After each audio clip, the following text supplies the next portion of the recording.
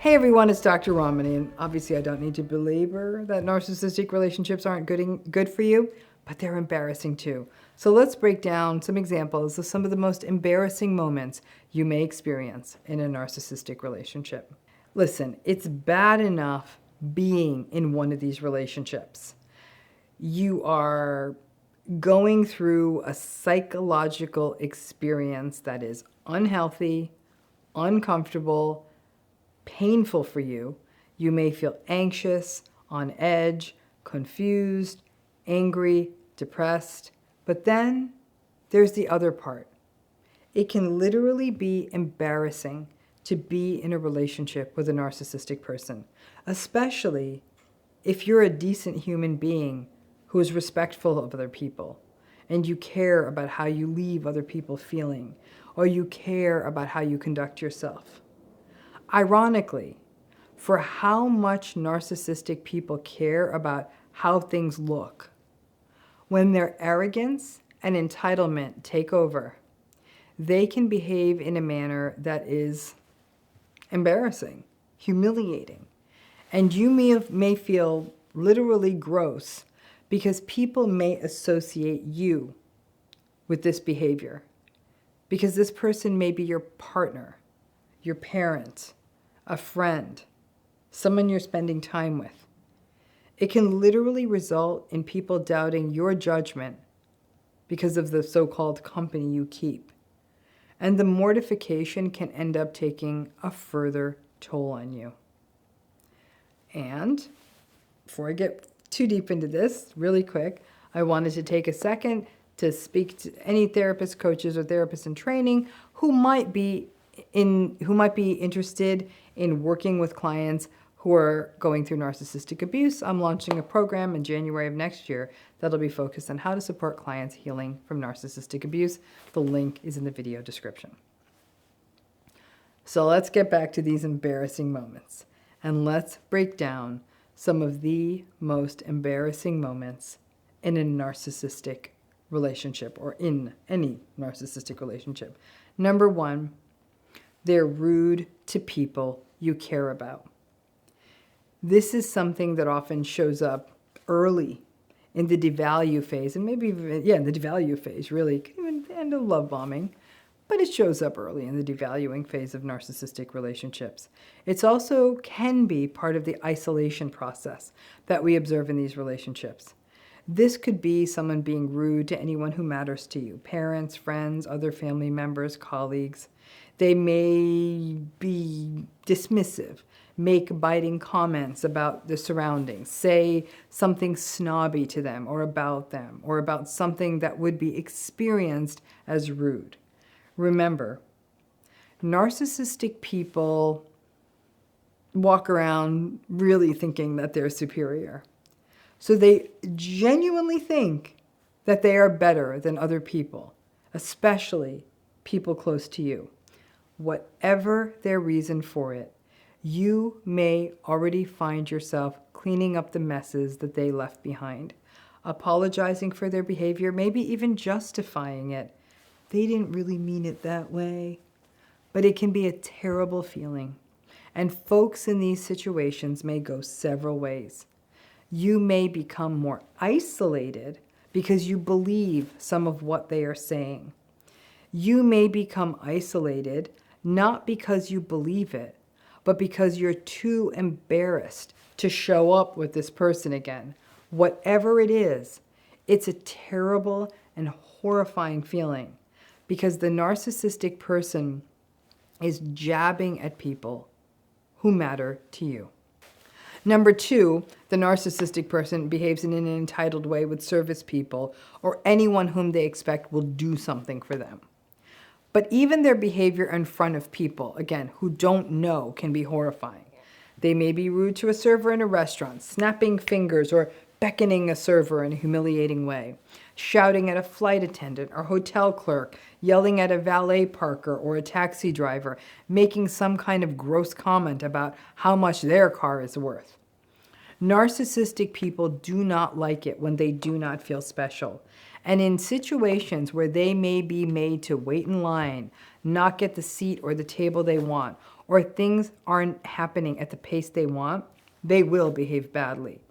They will shout at some unfortunate high school minimum wage clerk at a store. And it is not only terrible to witness, it's embarrassing because it can be experienced as reflecting something about you, but you know damn well you can't control the behavior. A third way these folks are very embarrassing when they say, "Don't you know who I am?" Listen, some of you may know that this was the title of a book I wrote that came out in 2019.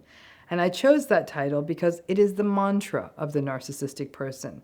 Their grandiosity and entitlement mean that they truly believe that their self-perceived importance in the world means that people should know who they are and should, as a result, accord them special treatment. Reports like this come out in the news all the time. The most recent one I saw was some congressperson or some political narcissistic person being kicked out of I think it was a theater, for inappropriate behavior and prattling on about, "Don't you know who I am?" to the ushers and security who escorted this person out. The narcissistic folks love saying this, and they don't realize how ridiculous they sound. And if you are with them and they're yammering on about how people should know who they are, it can be awful. A sort of may the earth swallow me whole moment. And the narcissistic person's behavior is a lot worse if the people they are yelling at do not know who they are. Number 4 embarrassment caused by narcissistic folks is when they start saying biased, classist, racist nonsense. Narcissism and biased, discriminatory behavior are correlated. That does not mean all narcissistic people are discriminatory or racist, but it is pretty safe to say that most racist, classist, biased, or discriminatory people are narcissistic. It makes sense because to hold these sorts of beliefs is based on some sense of superiority, and that is the narcissistic person's ground game. If these are not your beliefs, and you're with a narcissistic person who is spewing this nonsense at a party, a gathering, or even sharing these beliefs loudly or sharing such beliefs to berate someone, it can be terribly humiliating. Anyone who recognizes the hurt that these kinds of beliefs can result in for other people, as well as how small-minded, simple, and ridiculous such beliefs are, and would be mortified by being associated with such beliefs, finds that when the narcissistic person is saying this kind of nonsense is one of the worst experiences of narcissistic humiliation. Honestly, once this stuff comes out of someone's mouth once, you know what you're dealing with, and yet people rationalize it all the time. Number 5 way the narcissistic people embarrass you: public tantrums. As someone dear to me says when he's talking about people who do this, he'll say, "He spit the dummy." A pacifier is called a dummy in some regions of the world and is a phrase that means throws an infantile tantrum. Narcissistic people are constantly spitting the dummy. They will bang the table with their fists, raise their voices, "Come on, that's not fair, this isn't fair." Just as it can feel embarrassing if a child throws a public tantrum, and at least when it's a child, it makes a little more sense the child doesn't know. But when a grown-ass adult throws a tantrum and you are with them, it looks bad and it feels bad, and it can be tremendously embarrassing when it becomes guilt by association, or just like that tantruming child, for some reason they think you can control this person. Number 6 embarrassment are their entitled behaviors in general: talking loudly, taking a seat that doesn't belong to them, jumping in line. While lots of these other things reflect entitlement, it's their overall entitled behavior: talking loudly in a theater while a movie is playing, continuing to use their phone while the plane is taxiing and getting ready to take off and they're supposed to hang up, crackling a plastic bag of candies during a play, standing up at a concert and blocking the view of everyone behind them. You can add to this list in the comments. You know what I am saying. If you are the person with the person who is behaving like this, it is very embarrassing. Even though it's not your behavior, it still feels embarrassing. Again, there's an attribution that maybe there's something wrong with you as well because you're with the plastic bag crinkling person, and that doesn't feel good. And if you were to tell them to sit down, stop crinkling, quiet down, they will actually double down and start yelling at you for telling them what to do. Number 7 embarrassment is them doing their whole weird, needy social media thing. Social media, while it's used by everyone, it was really custom purpose built for narcissistic folks. They're the ones who really rule in the space. And it's a way for them to get validation like drinking out of a fire hose. And the more messed up stuff they post, the more attention they get. If you are close to someone who is posting ridiculous stuff, passive-aggressive, victimized posts, pathetic pictures of them with a blanket on their lap, where their post will say, what it looks like on my Saturday night when everybody decided to go to Beyonce without me. They'll share their inappropriate and bizarre opinions in sort of sexy pictures that seem sort of sad and over the top, bragging pictures about how great their life is, vulgar posts of them showing expensive stuff. It's embarrassing. And most social media users can see through it and see to the core of the patheticness. So if you are in that person's life, you may have to ensure that it's not you posting it, but again, the embarrassment and guilt by association happens every time. Ironically, the narcissistic person would say that anyone who's casting shade on their posts is just jealous. So you get to be the only one who's uncomfortable while the whole world is sort of like, what are you doing?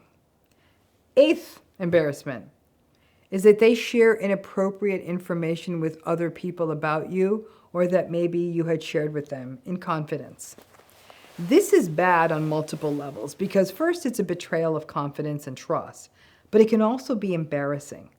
Let's say you do share with the narcissistic person that the dinner your sister's husband made was absolutely horrible, or that the cousin's music recital was terrible, or that the colleague's report read like a 4th grader wrote it.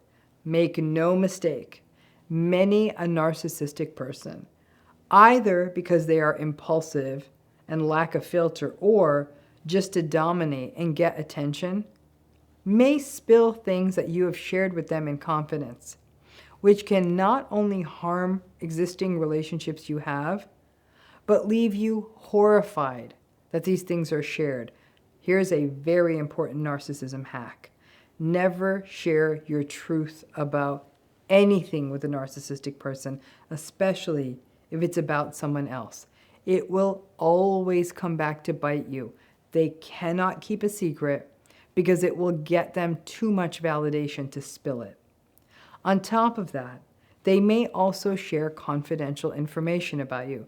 They might share medical information you don't want shared, historical stuff you shared with them and didn't mean for it to be shared with other people. And before you know it, friends, extended family, they may know about a health concern you never intended for others to know, or maybe they'll spill that you haven't been able to find a job for a long time, or just something else that you didn't want others to know. And again, these situations result in double harm. Not only are you embarrassed by what other people learned, but also you have to go through that psychological experience of a betrayal of trust. And back to that hack. Try to never share anything with them that you don't want someone else to know. Keeping secrets, narcissistic people cannot keep secrets. If they spilled that secret, it would get them validation or currency. Listen, it's too easy for me to say, oh, don't be embarrassed. It's not your fault that the narcissistic person is behaving like an a-hole. But that's not how it feels. If you have even a speck of social awareness, it is embarrassing to be associated with someone who behaves badly, who says hurtful things, who makes other people uncomfortable, who is painfully unaware, and who may even share things you never wanted someone else to know.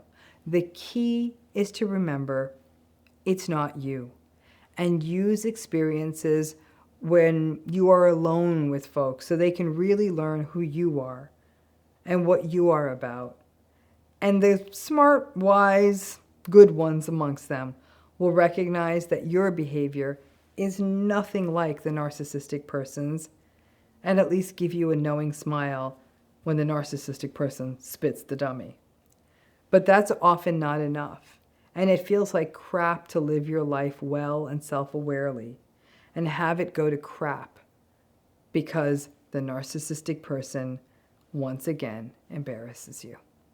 Hope that was helpful, and thanks again.